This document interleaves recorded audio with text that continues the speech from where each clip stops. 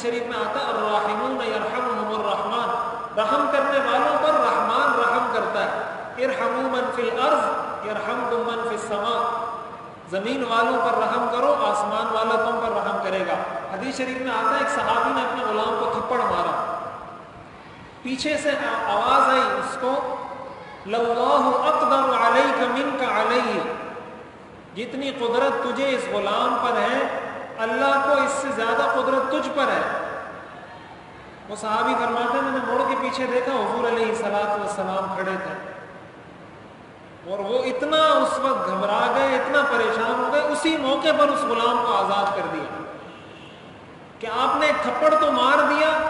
کہ آپ کا بس اس غلام پہ چلتا تھا، اللہ کا بھی آپ پر بس چلتا ہے،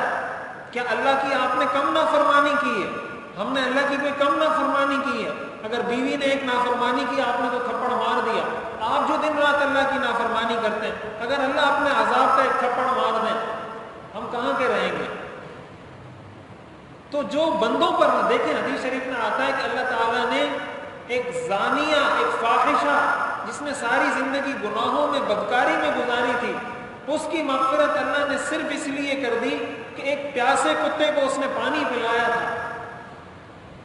اور ایک ساری زندگی عبادت کرنے والے کو صرف اس لیے جہنم میں ڈالا کہ اس نے بلی پالی تھی، نہ اس کو کھلاتا تھا نہ اس کو کھلا چھوڑتا تھا کہ باہر جا کے وہ خود کچھ کھا لے،